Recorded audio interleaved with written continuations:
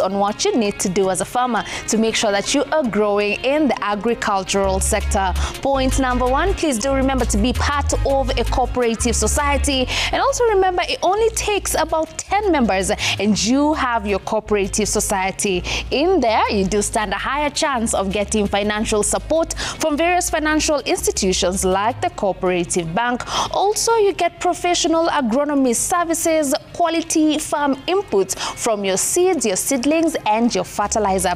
And also at the end of the day, kwa sababu mekusanya wakulima wengi and you have more produce, when you're taking it to the market, you have a better and higher negotiating power. Unlike ukiwa peke yako, kama supply mahali ni ya kilo 10 na uko na kilo 1 tu, haiwezi kuwa mzuri sana wakati wa bargaining. So make sure that you are part of a cooperative society.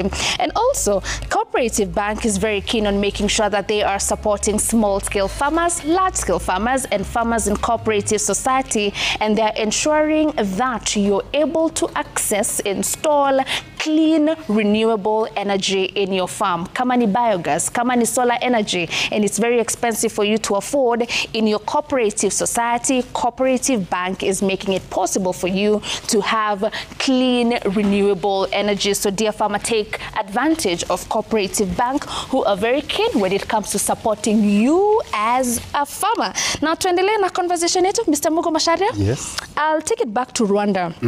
In 2008, they became one of the first countries to ban single-use plastic bags and bottles. I know here in Kenya, we also banned the use of single makaratasi, but it's the law is a bit bent kwa sababu mkate si ndio hiyo iko na hiyo the plastic. Should we take it that route? Because also utasikia kila mtu akikwambia Rwanda is such a clean country. They're able to do that because of banning the use of plastic. That is true. How far are we with that in our country, and is it achievable to ban it completely? Can we do that? If Rwanda was able to do it, I don't think then it's inachievable or unachievable in that sense, right? Yes. So we banned, or it came into effect, I think, in 2017, the ban on single-use plastic for commercial and wrapping purposes. But then after that, then there came some laws that, or rather policies that enable that, because then it becomes, it's single-use plastic this thick or this micron thick, or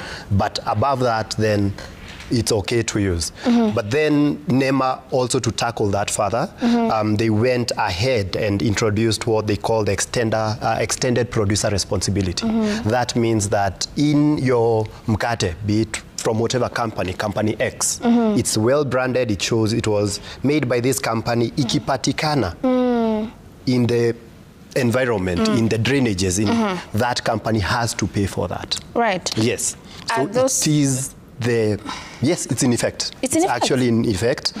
So producers have formed what they call producer responsibility organizations and this kind of thing.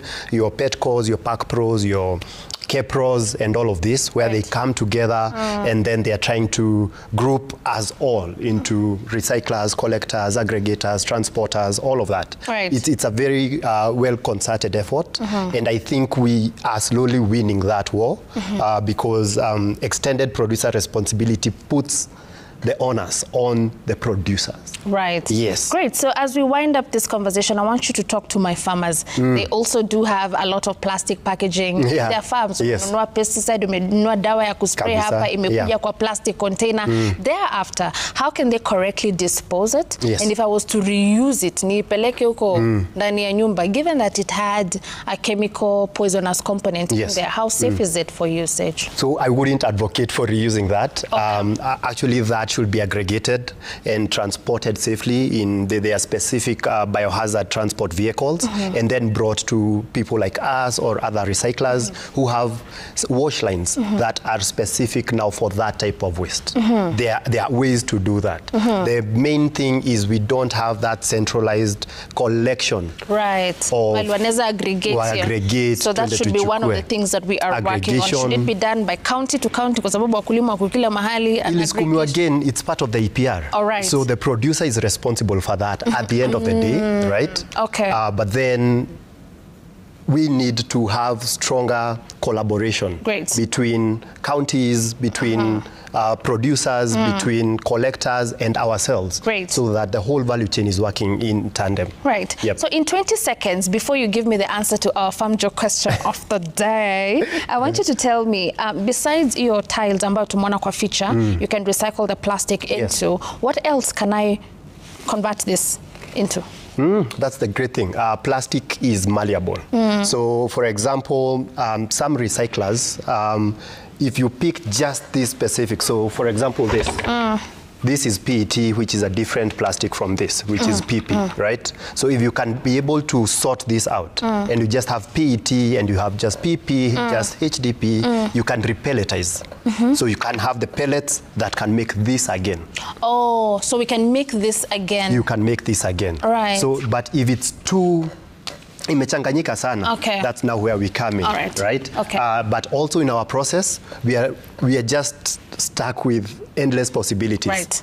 Plastic is malleable. You can make it basically into anything. Great. Thank you so very much, Mugo Macharia. We can definitely not finish this conversation today. We will keep having it, going to counties. Totally. But I'll make an effort of making sure these plastic cups, we've done away with them, right? Kabisa. Great. So our farm joke question as we wind up the show today was, which city do cows live? Think of a city across the world. Capital city of a country. Where do cows live? In 3, 2, 1. Mombasa? Mombasa. Well, the answer is... Moscow. Moscow.